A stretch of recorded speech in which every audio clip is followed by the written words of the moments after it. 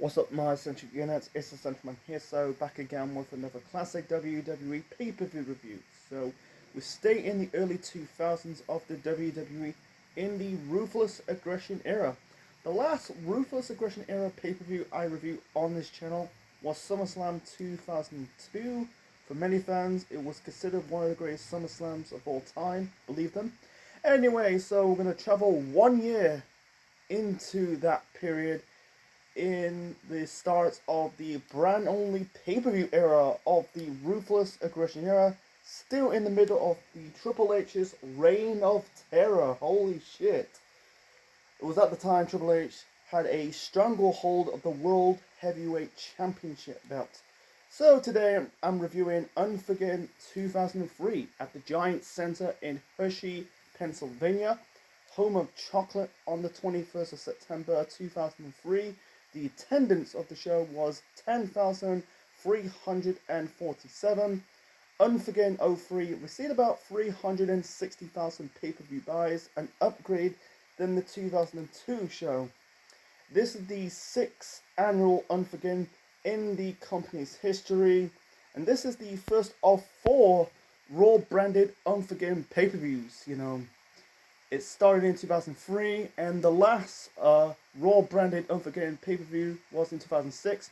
The 2007 pay-per-view was a trio branded pay-per-view because in 2007 they stopped doing brand only pay-per-views. Yeah, they brought it back a decade later. That's another topic for another time. So, first of 4 Raw branded Unforgiven pay-per-views in that period. 2003, 2004, 2005, and 2006. And this is the second ever Raw branded pay-per-view because the first one was Bad Blood in June of that year. I did a review on that show 2 years ago. Go and check it out. If you're not subscribed to the channel, subscribe to the channel. Click on the playlist. Click on the Classic WWE pay-per review playlist, and you'll probably find my review of Bad Blood 03. Unforgiven 03 was the second Raw branded pay-per-view they did. This is the third branded pay-per-view because the first 2 were Bad Blood 03 and Vengeance 03. That was SmackDown's first brand only pay-per-view. Anyway, so the commentators for the show are Jim Ross and Jerry the King Lawler. They're wearing their ring attires throughout the whole show because they're in a tag team match. We'll get to their tag team match later on in this review. Before it, I'll get to the first match of the show. Need a drink. And the picture on the screen right now is Kane. We'll also get to Kane's match later on in this review. So the first match to kick off Unforgiven 03. This is a 3-on-2 handicap match. This is not an ordinary handicap match. This is a 3-on-2 tables handicap match for the World Tag Team Championships. We got La Resistance, that is Rene Dupree and Sylvain Grenier. Sylvain Grenier, my apologies. With Rob Conway defending the belts against the Dudleys. That is Bubba Ray Dudley, the future Bully Ray, by the way.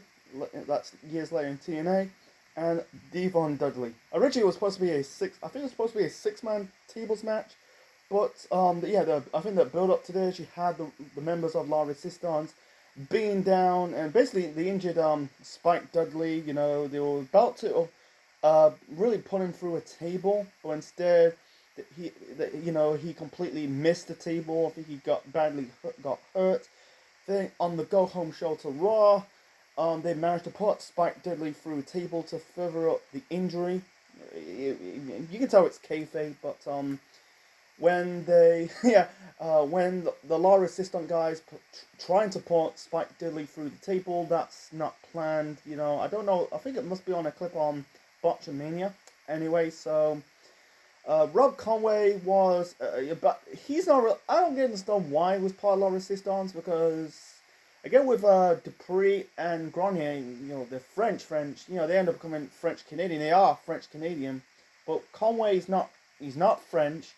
He's not Canadian. He's not French Canadian. He's actually from America. He's from Louisville, Kentucky. But anyway, so he was kayfabe. I don't know if it was true. He was kind of like pretending as personating as an airman, and then he turned on the Dudleys to align himself with La Resistance. La Resistance won the World Tag Team titles in June, hold the belt for about 3 or 4 months.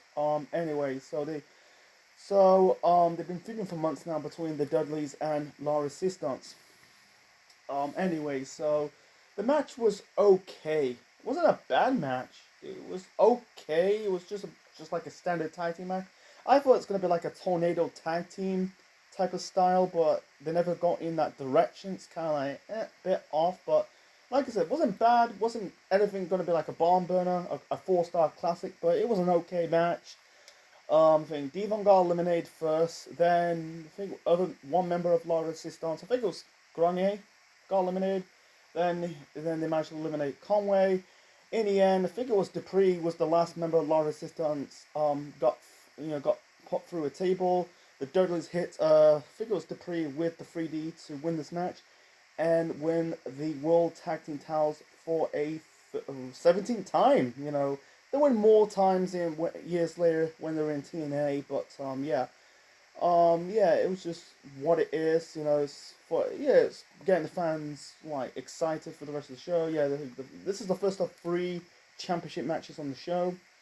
The tag team titles, the Intercontinental title, we'll get to that later on, and the main event we'll get to that later on in this review. So yeah, it was an okay match, but this was the beginning of the end of La Resistance. The crowd would really they got USA chants. Really want to see the Dudleys beating the La Resistance, the Frenchies, but they managed to at least exciting and enjoy seeing the Dudleys winning the tag team titles. But so like I said, this was the beginning of the end of La Resistance as a trio, because the following month Sylvain Grenier injured his back, and then when the by time he managed to came back from his injury, La Resistance got split up via the 2004 draft. Dupree went on to go to SmackDown, and Conway and Grenier remain on Raw. I think they went on win 3 more times. I think they will become a 3 or 4 time World's Tag Team Champions in that period, because this is the only time with Dupree and Grenier hold the tag team belts, and then the next other future reigns, the 2 or 3 more reigns, that'll be won by Grenier and Conway. So and by the way, the Dudleys went on to drop the tag team titles to Flair and Batista at Armageddon at the end of the year, actually. So that's by the way, they are part. I forgot they're part of Evolution. My apologies. So anyway, let's move on to the next match. And the next match, I'm gonna keep it short and simple.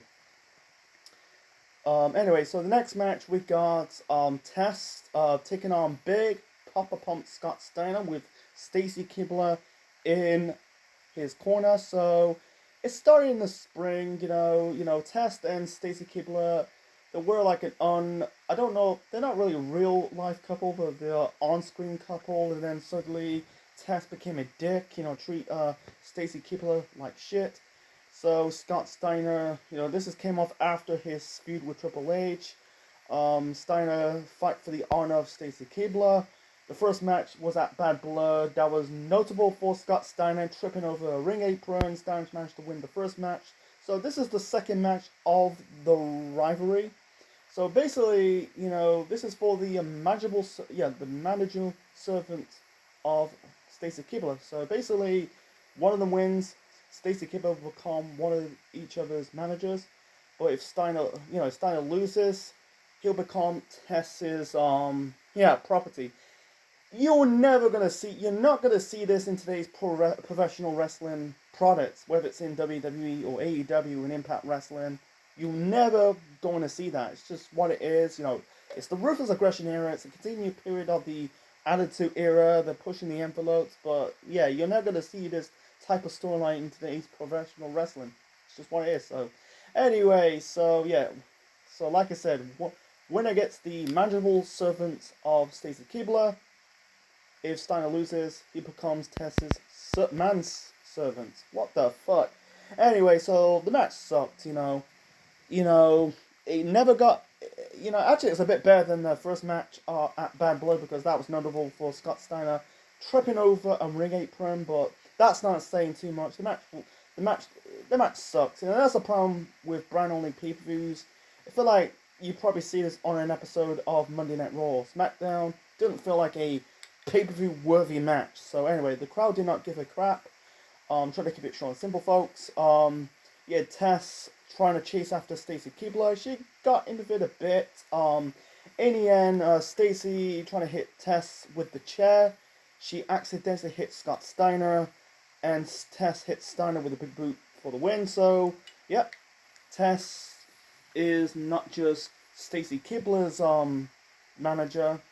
Yep, and Scott Steiner's Tess's property now. Like I said, you're not gonna see it. You're not gonna see the storyline in today's professional wrestling product. Like I said, it's just what it is. They will never do that. So anyway, this is leading up to Scott Steiner turning heel. In my opinion, that's too little, too late.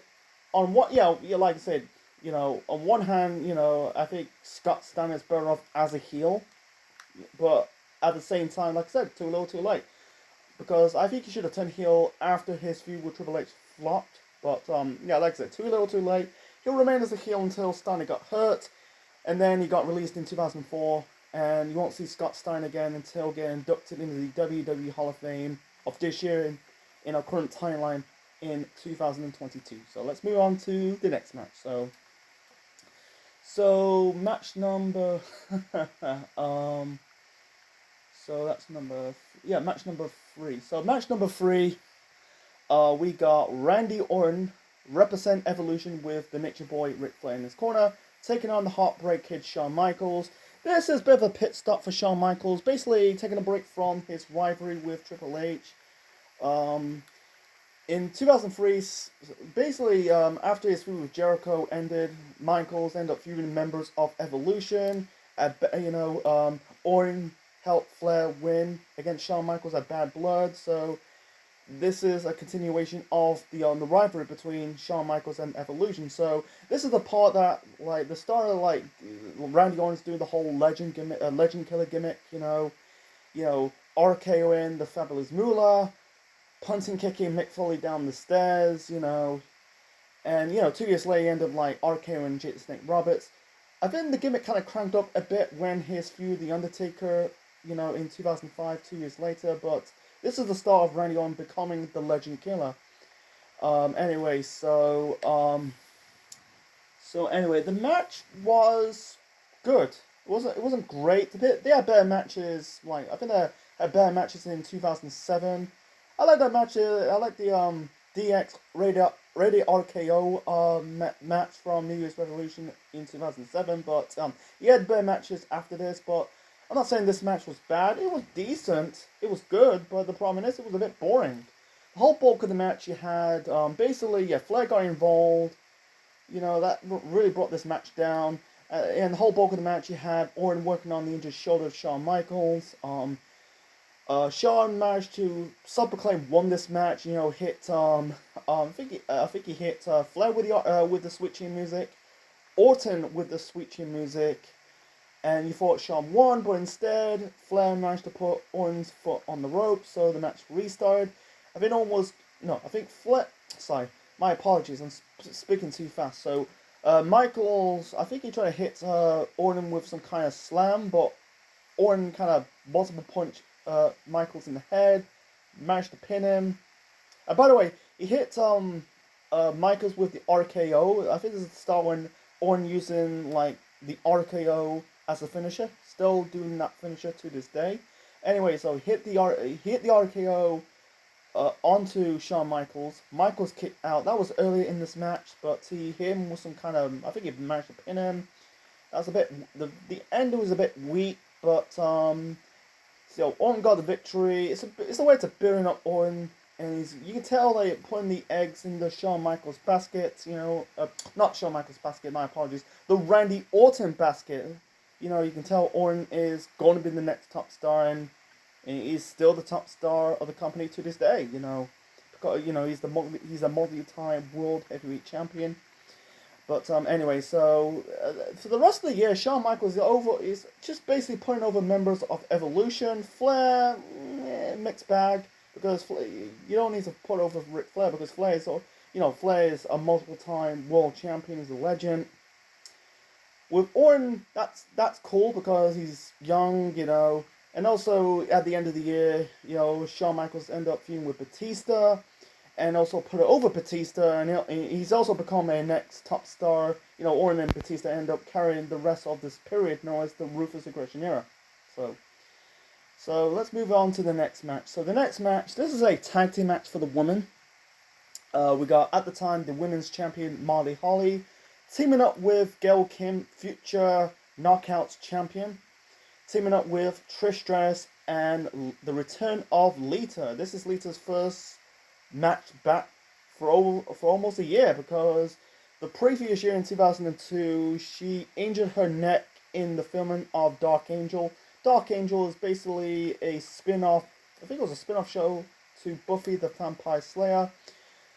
She did like some stunt, and the stunt kindly was botched. It's gone horrible wrong, and then she injured her neck.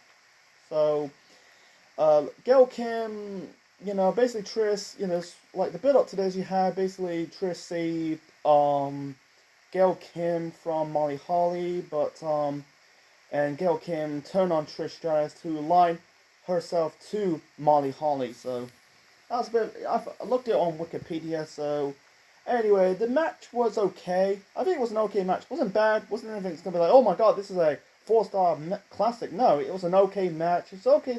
It's just basically showcasing the return of Lita. Anyway, so in the end, I think Lita pins Molly Holly. I think he hit her with the reverse twist of fate and the moonsault for the win.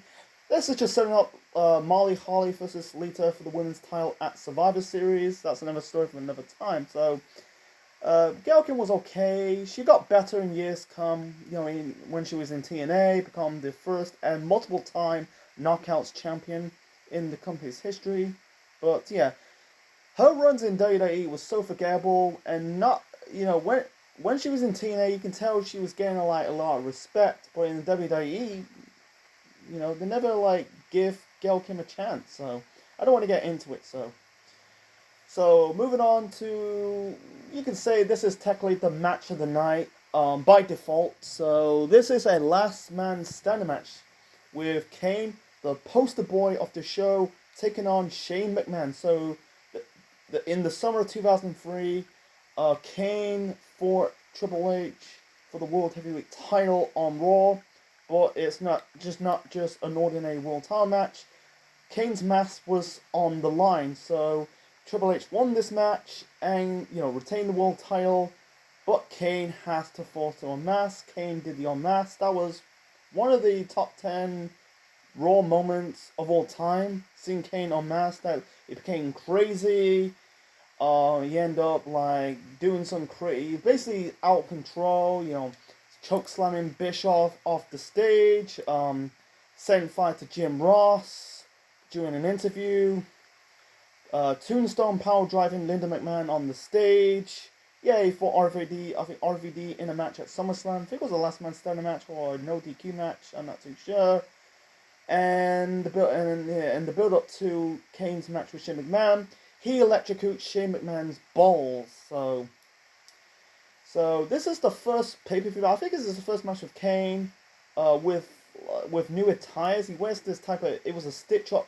It was the red and black tights, and then later on, before Kane brought back the mask, in 2011, he had the fiery tights. So very generic for me. He ditched the vest. It's a bit. Why I don't understand why he needs to ditch the vest. I wish they kept the vest. That's just me. So, Kane's generic between September 2003 to July 2011. It's a bit. His look is a bit generic. I wish they just kept the vest. It's part of his attire. That's just me. But anyway, the match was good. Wasn't it? Yeah, why I say match of the night by default. It wasn't anything good. There've been better last man standing matches before and after this, but yeah, this was good. Yeah, one more of the match you had Shane hit Kane with the coast to coast. You know, placed the still steps onto Kane, hitting him with the coast to coast. So that was kind of like, you know, Kane managed to get up. Um, the fighting, I think the fighting on the stage. I think Shane hit Kane with the DDT onto the rampway, or I think it was outside the commentary booth. In the end, Shane climbed into the top of the pay per view set, and did his traditional like like his spot, you know, jumping off the pay per view set. That spot, you know, you see many more times over the years. If you watch a Shane McMahon match, he thought like he's gonna hit Kane with it, but suddenly Kane got out of the way. Kane answered the 10 count. Shane did not, and Kane won the first match of the rivalry. I heard this rivalry Shane McMahon did Kane dirty, and I totally agree. By the way, it set up the ambulance match at Survivor Series. We'll get to that in the future, but yeah, like I said, when people say this match, this rivalry with Shane and Kane did Kane dirty, this rivalry, I totally agree. It did Kane dirty because I think people want to see Kane just basically destroy Shane, and we never got that. You know, it's just basically, you know, Shane had most of the offense. You know, it's basically a 50-50 fight. It really did Kane dirty because you're building Kane up as the monster, this indestructible monster. You know, Kane is this monster. He's basically, you know, Jacob Goodnight. You know, he's fighting this mortal human. Yeah, but they did dirty on Kane. You know, you just want to see Kane just beating the living shit out of Shane. We never got that. It was a fair fight. So I'll get to more of Kane. I think there was a lot of money on the table for Kane to get like a massive push, but unfortunately, you know, I'll get to that when I like review the main event of the show. So, anyways, but besides that, you can say match of the night, but that's not saying too much. So that's match number 5. It's an 8-match card. So, match number 6. Yeah, match number 6. This is a triple threat match for the Intercontinental Championship. We got Christian defending the Intercontinental Championship against Chris Jericho and an RVD. That's Rob Van Dam for short. So Jericho and Christian are in this storyline with, you know, they had this power strip between hit themselves against Stone Cold Steve Austin, because at the time Austin and Bischoff are the co-Raw GMs. So Jericho and Christian, you know, sick of Austin, you know, abusing his power. You know, he's doing the Stone. You know, I think like one episode of Raw, you had Austin hit Jericho. I think it was after Raw went off the air. Austin hit Jericho with the Stone Cold Stunner. I think he hit Christian also with that move, so that allowed, like, you know, the board to stop Austin to doing that. If Austin attack his wrestler, he only attacked him if he gets provoked. This is led up to the Team Bischoff, Team Austin match of Survivor Series. I'll get to that in the future, but not this year.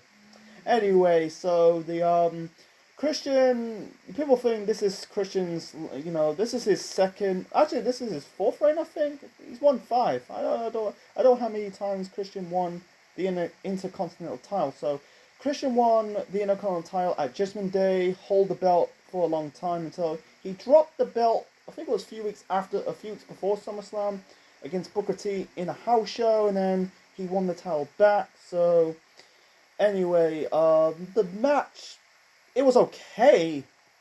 You know, it was okay. It's just what it is, an okay match. But it was a bit disappointed. You know, on paper you thought this is going to be a good match, you know, because you got good workers of Jericho, Christian, and Rob Van Dam. But unfortunately, they did not deliver on this show. It was a bit disappointed.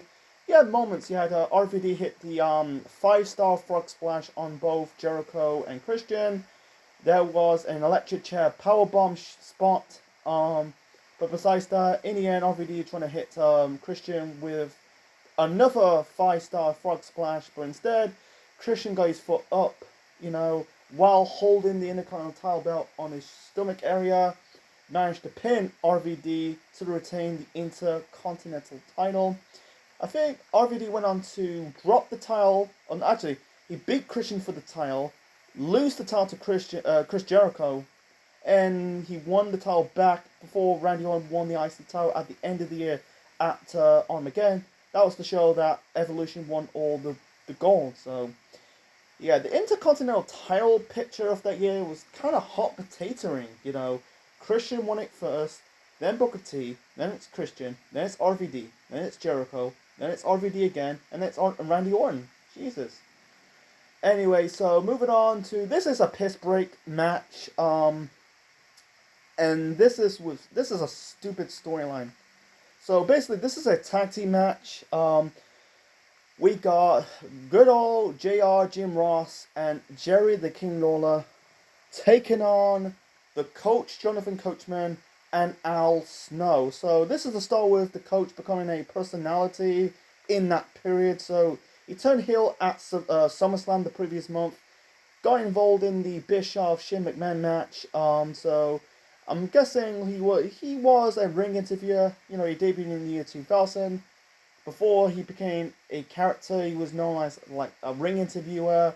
Then suddenly he's became a ring. You know, he's an interviewer slash commentator. You know, he's not that good as the talker, the Coach. But people found the Coach annoying. He was a bit annoying, the Coach, in that time period. So basically, if one of them, this is for who become the commentators on Monday Night Raw. Holy fuck!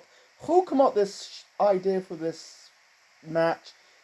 This is a piss break, like I said. Why you put this on a pay-per-view that people at the time people spend a lot of money? I don't want to get into it. So, JR and the Coach, they're not wrestlers, man. They're commentators. I give Al Snow and Lawler. They tried. At least they tried. You know, the actual wrestlers. They're trying to like save this match, but unfortunately, it wasn't good. Al Snow was a commentator on Heat. But at the same time, he was one of the trainers of Tough Enough, finished off the third series of Tough Enough on MTV.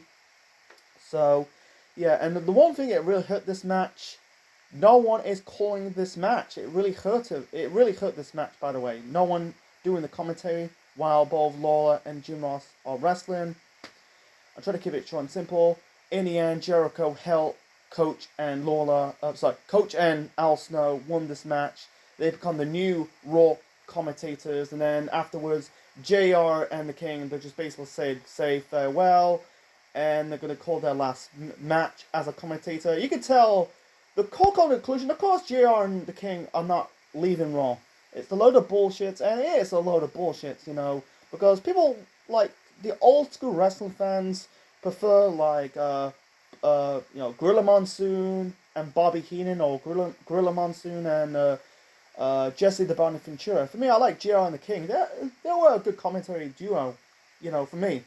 You know, why you basically get rid of them? You know, JR is one of the best wrestling commentators of all time.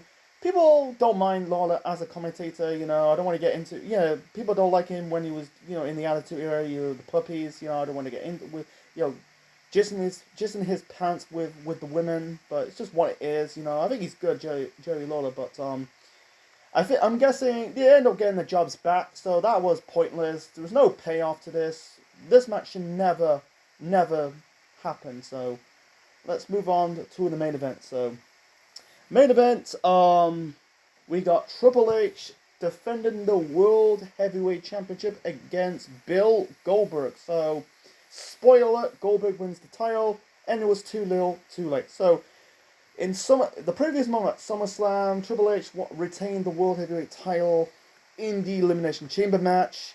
Goldberg was killing people. It was Triple H, Shawn Michaels, Goldberg, Jericho, Kevin Nash, and Randy Orton. He's trying to help Triple H win this match. So Goldberg killed 5 out of 5 other competitors in the Chamber match, or 4 competitors in the Chamber match. Flair basically helped Triple H win, give Triple H the sledgehammer. Goldberg trying to hit Triple H with the spear. Triple H hits Goldberg with the sledgehammer, pins him, and Triple H wins the world title. That's one of Triple H's biggest burial. For me, I say China was Triple H's biggest burial. That's another story for another time I want to talk about in this review. So anyway, so you know, Triple H accept Goldberg's challenge, so to put facing for the world title. But if Goldberg loses this match on the show, he must retire. So to add more stakes. So anyway, it was an okay match.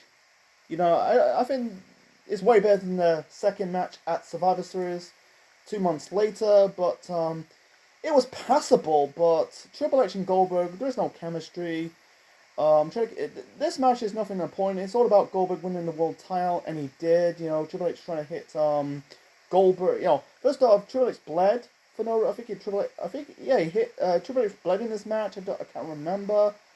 I don't know. I can't remember why he got blooded. So anyway, Triple H trying to hit Goldberg with the sledgehammer, the same sledgehammer when he beats Goldberg to retain the world title at Survivor Series. Oh, sorry, SummerSlam. My apologies, I'm speaking too fast. Yeah, drink, man. Jesus Christ. So Triple H trying to hit Goldberg with the spear, but he dodged it. Match hit the spear, hit the jackhammer, beats Triple H, and win the world title for the second time because he won the world title in WCW 5 years earlier. So, okay match, but here's the nitpick about Goldberg's first run. His two good matches in his first run on pay-per-view for Goldberg was The Rock at Backlash 03 and Jericho at Bad Blood, because at least The Rock and Jericho kind of carried Goldberg to a lengthy match. Here's the kick about Goldberg. When they decide to bring Goldberg to WWE, they're trying to make him as the sports entertainment WWE version of the character, and trying to put Goldberg in these lengthy matches with a story. It did not play in Goldberg's strength. Goldberg is so exposed in his feud with Triple H, no chemistry. Goldberg's, he was successful in WCW. They put him in these shorter matches, 2-minute squash matches, hits his opponents with the spear and jackhammer. That's it. But putting him in these storytelling matches, it did not do Goldberg any favors in his first run. Yeah, they correct in his second run, putting him in his squash matches, shorter matches against Lesnar and Owens and Undertaker and McIntyre and Reigns, and probably Bobby Lashley, but he won more world titles in his second run, currently, but yeah, Goldberg's reigns are forgettable. His second run title reigns, people do not give a crap about it because Goldberg was way past his prime. In his first run, like I said, too little too late. Goldberg should really won the world title at SummerSlam. And he went on to retain the world title against Triple H in the rematch, so it led up to Triple H put a bounty on Goldberg. Batista broke Goldberg's leg. Did the rematch. Goldberg went on to retain the world title at Survivor Series. Then at the end of the year at Armageddon, it was a triple threat match. Goldberg, Triple H, and Kane.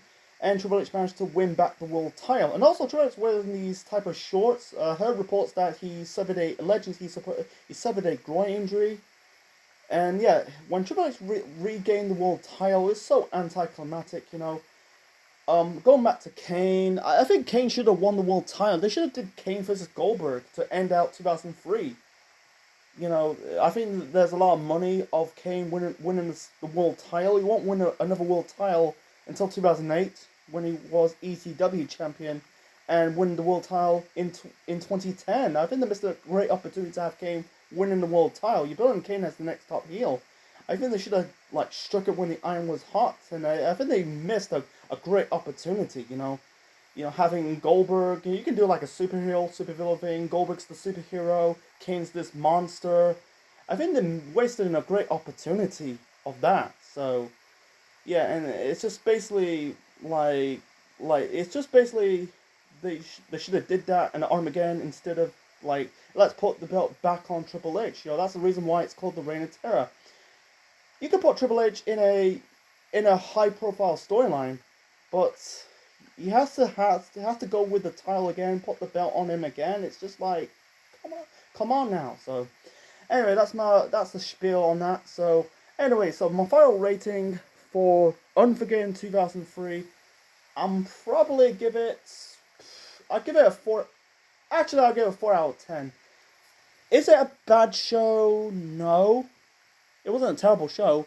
Is it a great show? No. I think Bad Blood was a bit better show than this. The two matches on the show for me, they were good, but it doesn't make me to go, wow, I need to go back to watch Unforgiven again. No. The good, you had Shawn Michaels, Randy Orton. It was good, but not great. And and the Kane versus Shane McMahon in the Last Man Standing match. It was good, but not great. But the bad is the bad. Like Test versus Scott Steiner, that was pointless. And another pointless match. The tag team match. Lawler and JR taking on Al Snow and the Coach. That was just filler. It was an okay show. Like, the opener was okay, the women's tag team match was okay, and Triple H versus Goldberg, okay, passable, but yeah, this is I give it a thumb in the middle type. I give it thumbs in the middle for Unforgiven 2003. So yeah, this is a show I'd rather skip. So anyway, so hope you enjoyed my review of Unforgiven 2003. Leave your thoughts in the comment section below. Smash the like button, click the like, click the bell, subscribe to the Central Man Network on YouTube. Be part of the Central Unit for more wrestling videos and more. Next time, so we're going back to 1997. 1 month after SummerSlam, we had Bret Hart as the world champion defending the belt against the Patriots. And the first ever time, you had the Heartbreak Kid Shawn Michaels taking on the Dead Man, the Phenom, the Undertaker. That is, next time I'm gonna review is In Your House Grand Zero. So this is Essential Man officially signing out. Check you later. Yeah, and that's my review of Unforgiven 2003. Like I said, wasn't a bad show. It wasn't a good show. It was an okay show for a pay-per-view.